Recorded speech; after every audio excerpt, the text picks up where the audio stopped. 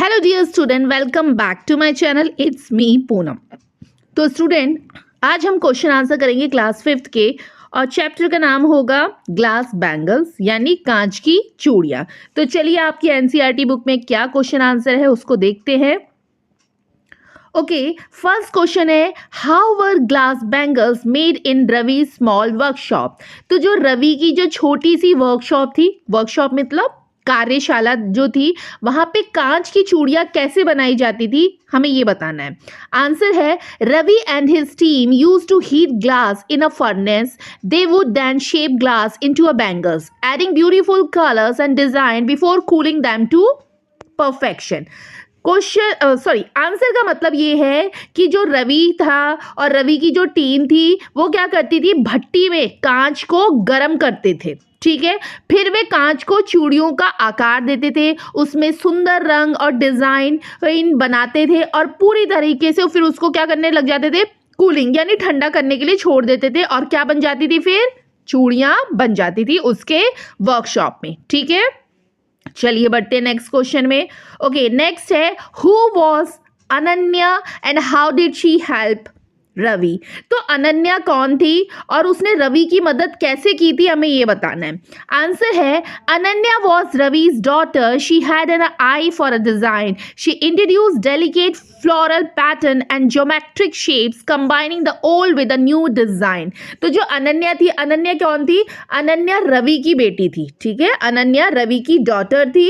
उसे ना डिजाइन की बहुत अच्छी तरीके से समझ थी, किसको, अनन्या को। उसने क्या किया, अनन्या ने कि उसने जो पुराने और नए डिजाइनों को मिलाकर क्या किया, एक डेलिकेट, एक नाजुक सा फूलों का पैटर्न यानी फ्लोरल पैटर्न और ज्योमेट्रिक शेप्स मतलब जैसे हम हिंदी में बोलते हैं ज्यामितीय आकृतियां, शेप्स मतलब आकृतियां, इनको शामिल किया और एक नई चूड़ियों में ये डिजाइन डाली, ठीक है स्टूडेंट। चलिए बढ़ते हैं नेक्स्ट क्वेश्चन में। नेक्स्ट है, how did the success of the new bangles help the community. तो जब ये जो नई चूड़ियों की सफलता ने ना जो उसकी कम्युनिटी थी रवि की, किस प्रकार लाभ पहुंचाया था, ठीक है, ये सक्सेस कैसे पहुंचाया, आपको ये बताना है। आंसर है, the success of the new bangles had a positive impact on the entire community. The increase demand for bangles created more work for the local artisan and generated more jobs for those who were engage in packing and transportation. तो क्या हुआ, जब ये नई चूड़ियाँ यानी जो ये न्यू बैंगल्स की जो सफलता था, उसका पूरा जो इनकी जो कम्युनिटी थी उन पर बहुत अच्छा प्रभाव पड़ा, एक पॉजिटिव इम्पैक्ट पड़ा। क्या हुआ, चूड़ियों की क्या हो गई, मांग बढ़ गई। क्यों भाई, नई नई प्रकार की डिजाइन्स की चूड़ियां आ रही थी, तो चूड़ियों की डिमांड यानी बैंगल्स की डिमांड बढ़ गई स्थानीय जो उनके कारीगरों के लिए, और उनको भी अधिक अवसर मिला कि वो अलग अलग प्रकार के क्या कर रहे थे, पैटर्न्स बना रहे थे। फिर उन्होंने क्या किया, जो पैकिंग वाले थे और जो परिवहन में लगे हुए लोगों को भी क्या मिला, उनको भी रोजगार मिला। क्यों भाई, जब चूड़ियाँ ज़्यादा बन रही थी तो पैकिंग करने के लिए भी बहुत सारे लोगों की ज़रूरत पड़ रही थी, और उस चूड़ियों को कहीं पर एक जगह से दूसरी प्लेस में पहुंचाने के लिए भी ट्रांसपोर्टेशन की भी ज़रूरत पड़ रही थी। तो उससे और बहुत ज़्यादा जॉब भी निकल गई, ठीक है, कि पैकिंग वाले अलग हो गए, ट्रांसपोर्टेशन वाले अलग हो गए, लोकल आर्टिशन यानी स्थानीय कारीगरों की भी मांग बढ़ गई। तो ऐसे उनके लिए ये सफलता हुई, किसके लिए, नई चूड़ियों की सफलता के लिए इनके समुदायों को, इनकी कम्युनिटी को बहुत ज़्यादा लाभ पहुंचा, ठीक है। चलिए बढ़ते हैं नेक्स्ट क्वेश्चन में। ओके, नेक्स्ट है, if you were in Ananya in place, what other modern design और colours would you add to make the bangles more attractive. Question का मतलब है कि यदि आप ना अनन्या की जगह होती और चूड़ियों को और अधिक आकर्षक बनाने के लिए आप कौन से अन्य आधुनिक यानी मॉडर्न डिजाइन का रंग शामिल करते, आप हमको ये बताना है, ठीक है। फिर से क्वेश्चन का मतलब समझाती हूँ कि यदि आप ना अनन्या की जगह होती और चूड़ियों को और भी ज़्यादा अट्रैक्टिव बनाना है, तो आप कौन कौन से मॉडर्न डिज़ाइंस और कौन से कलर्स को ऐड करते कि जो बैंगल्स है वो ज़्यादा की ज़्यादा क्या हो, अट्रैक्टिव हो।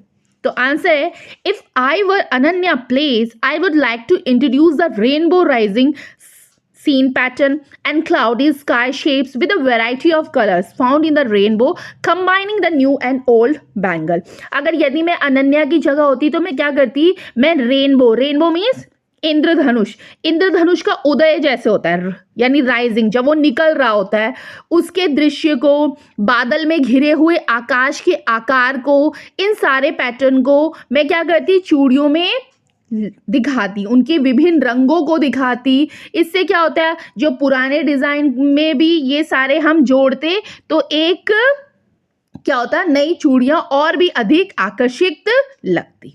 ठीक है, चलिए बढ़ते हैं नेक्स्ट क्वेश्चन में। नेक्स्ट है Ravi and Ananya felt proud seeing people wearing their bangles on Diwali night. Have you ever created something that made you happy? Share your experience with the class. तो जो रवि और जो अनन्या थी उनको ना बहुत ज़्यादा प्राउड फील हुआ जब उन्होंने देखा कि दिवालियों में लोगों ने उनकी क्या पहनी है, बैंगल्स पहनी है। दिवाली की रात को लोगों ने उनकी बैंगल्स पहनी है, तो रवि और अनन्या को बहुत ज़्यादा प्राउड फील हुआ। तो अब आपको ये बताना है, क्या आपने कभी कुछ ऐसा किया है कि जिससे आपको बहुत ज़्यादा खुशी मिली हो? तो जो आपको बहुत ज़्यादा खुशी मिली हो वो आपको अपनी क्लास में शेयर करना है। ठीक है, चलिए आंसर पढ़ते हैं हम। आंसर है I visited my grand mother who lives in a village. I like the village very much. Our ancestral house is a built adjacent to a pond. तो मेरी जो ग्रैंड मदर है उनका क्या है, एक गांव है और वो गांव में ही रहती थी। तो मुझे गांव बहुत ज़्यादा पसंद है और गांव में जो एक हमारा क्या है, एक पुश्तैनी यानी एंस्ट्रल हाउस मतलब पुश्तैनी घर भी है जो कि कहाँ पर है, तालाब के किनारे है। ठीक है आगे। There is a big ground where one can see several animals grazing in the field. I saw cow, horses, goat, buffaloes, etc. अब वहीं पर एक बहुत बड़ा ग्राउंड भी है जहाँ पर बहुत सारे जानवर चरते हैं, जैसे कि गाय हो गई, घोड़ा हो गया, बकरियां हो गई, भैंसे हो गई, ये सारे वहाँ पे उस बड़े से ग्राउंड में ग्रेजिंग करते हैं। I specially like the cows which were grazing near their mother. मुझे स्पेशली वो बहुत अच्छा लगा जब गाय का बछड़ा अपनी मम्मी के अगल बगल में घूम रहा होता है, ग्रेजिंग कर रहा होता है, चारा चर रहे होते हैं। I also got opportunity to watch the fish in the pond. मुझे और भी क्या देखने को मिला, मुझे मछलियां देखने को मिली जो तालाब में तैर रही थी। ठीक है, at noon this animal could have shelter under the mangoes tree grown up around the pond. दोपहर के समय ये सारे जानवर तालाब के चारों ओर आम के पेड़ों के नीचे आराम कर रहे होते हैं, आश्रय ले रहे होते हैं। When I came back to my home, I made a drawing of what I had seen in the village and show into the class. All students and the teacher appreciate my drawing. I am thankful to my mother because being a good painter, she helped me a lot to complete the drawing. अब मैं वापस जब शाम को अपने घर आता हूँ तो मैं ये सारी चीज़ें जो मैंने ये देखी है कि मेरी ग्रैंड मदर का एक पुश्तैनी घर है, वहाँ पर एक तालाब के किनारे एक बहुत बड़ा सा ग्राउंड है जिसमें बहुत सारे जानवर चर रहे हैं, बट मुझे जो गाय का बछड़ा है वो अपनी मम्मी के साथ चर रहा है, वो मुझे ज़्यादा पसंद आ रहा है।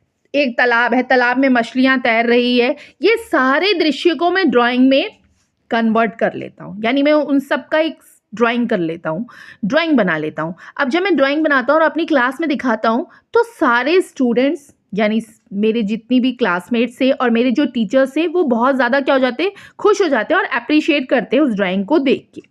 बट मैं स्पेशली अपनी मदर को थैंक करना चाहूँगा, क्योंकि मेरी मदर क्या है, मैं अपनी मदर का आभारी हूँ। क्यों? क्योंकि एक अच्छे चित्रकार होने के नाते उन्होंने मुझे इस चित्र को पूरा करने के लिए पूरी मदद की थी, उन्होंने मेरी हेल्प की थी।